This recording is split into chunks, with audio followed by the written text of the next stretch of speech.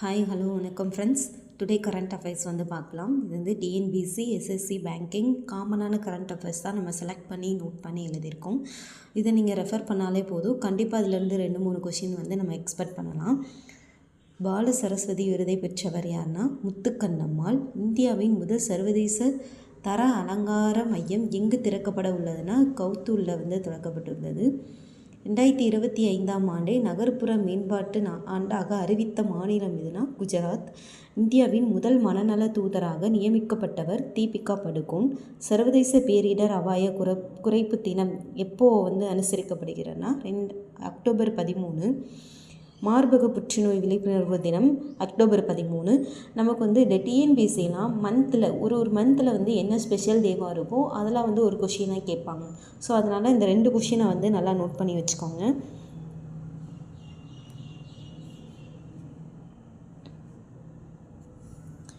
அரண் இல்லம் திட்டத்தின் பயனாளிகள். இப்போ அரண் இல்லம் திட்டம் வந்து இப்போ ரீசெண்டாக தான் நம்ம ஸ்டாலின் வந்து சிஎம் ஸ்டாலின் வந்து இது திறந்து வச்சாரு.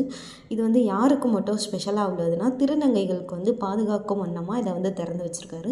அவங்களுக்குன்னு ஒரு இல்லத்தை கட்டி அவங்க வந்து சேஃபாக இருக்கிறதுக்காக இதை வந்து திறந்து வச்சுருக்காரு. இதை வந்து எப்போ திறந்து வச்சார்னா அக்டோபர் 13, 2025 வந்து திறந்து வச்சுருக்காரு.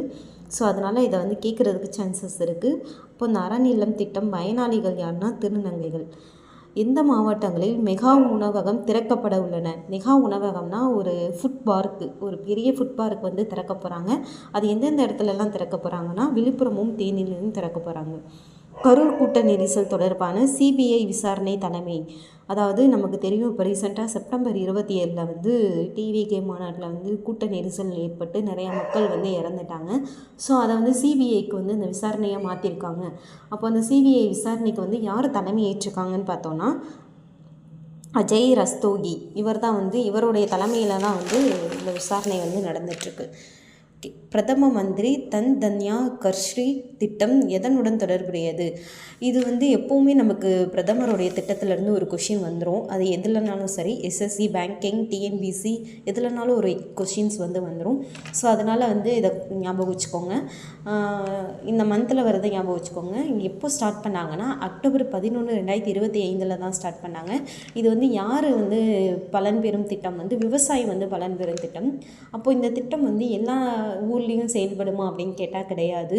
ஒரு 100 விவசாயம் செலக்ட் பண்ணியிருக்காங்க. அது எப்படின்னா ரொம்ப கஷ்டப்படுறவங்க, ரொம்ப கீழே இருக்கிறவங்களுக்கு மட்டும்தான் அந்த திட்டம் வந்து செயல்படுதாக இருக்குது. அப்புறம் இந்தியாவின் முதல் குறைக்கடத்தி கண்டுபிடிப்பு அருங்காட்சியகம் எங்கு திறக்கப்பட உள்ளதுன்னா குருகிராம். இந்த குருகிராம்ன்ற இடத்துல வந்து என்னென்னா குறைக்கடத்தி கண்டுபிடிப்பு அருங்காட்சியகம் வந்து திறக்கப்பட உள்ளதாக அறிவிச்சிருக்காங்க. ஸோ இது போக வந்துட்டு இன்றைக்கி வந்து எக்ஸ்ட்ரா தமிழ்ஸ் வந்து பார்க்கலாம். இப்போ தமிழில் வந்து எப்போது இதுலேருந்து கொஷின்ஸ் வந்து வந்துகிட்டே இருக்கும். நமக்கு தெரியும் ஓரெழுத்து ஒரு மொழி வந்து மொத்தம் 42 இருக்குது. இதில் வந்து எப்போவுமே நீங்கள் படித்து வச்சிட்டாலே இதை ஒரு கொஷின் வந்து நமக்கு ரிப்பீட்டடாக வந்துகிட்டே இருக்கும். ஸோ அதனால் இதை ஒரு கொஞ்சம் பார்த்துக்கோங்க.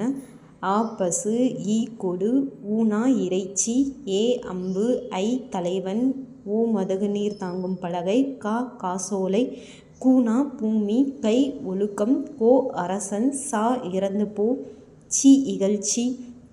இதெல்லாம் நான் உங்களுக்கு அப்லோட் பண்ணிடுறேன். தனியாக இது ஒரு ஃபோட்டோவும் நான் உங்களுக்கு போட்டுடுறேன். நீங்கள் வந்து ஃப்ரீ டைமில் வந்து மொபைல் பார்க்குறப்போ இதை ஒரு டைம் ரீகால் பண்ணிங்கனாலே உங்களுக்கு மைண்ட் நின்றும். இல்லை கண்டிப்பாக எப்போவுமே தமிழ்லேருந்து ஒரு கொஷின் 2 கொஷின் வந்துடும். ஸோ அது போக வந்து நம்ம பாலிட்டியில் வந்து இன்ட்ரோ மட்டும் பார்த்துடலாம். இப்போ நம்ம வந்து பார்ப்போம் இந்திய அரசியலமைப்பு இதை எப்படி வந்து இன்ட்ரோ பண்ணாங்க. ஃபஸ்ட்டு வந்து நம்ம இந்திய அரசியலமைப்பு அதோடைய கொள்கையை வந்து எந்த நாட்டிலேருந்து ஃபாலோ பண்ணுறோன்னா அமெரிக்காவிலேருந்து தான் நம்ம வந்து ஃபாலோ பண்ணுறோம். இப்போது இதில் வந்து இந்திய அரசியலமைப்பு வந்து எந்த ஆட்சி முறையில் நடக்கப்படுதுன்னா மக்களாட்சி முறையில் வந்து நடக்கப்படுது. இது வந்து எப்போ கொண்டு வரப்பட்டதுன்னா 1946 வந்து கொண்டு வரப்பட்டது. இந்த மாதிரி நம்ம டெய்லி வந்து என்ன பண்ண போகிறோன்னா 10 current affairs plus Tamil plus polity இது 3மே நம்ம வந்து ஜாயின் பண்ணி கொண்டு வர போகிறோம். உங்களுக்கு இது யூஸ்ஃபுல்லாக இருக்கும்னு நினைக்கிறேன். எல்லோரும் லைக் பண்ணிக்கோங்க, சப்ஸ்கிரைப் பண்ணிக்கோங்க. தேங்க்யூ.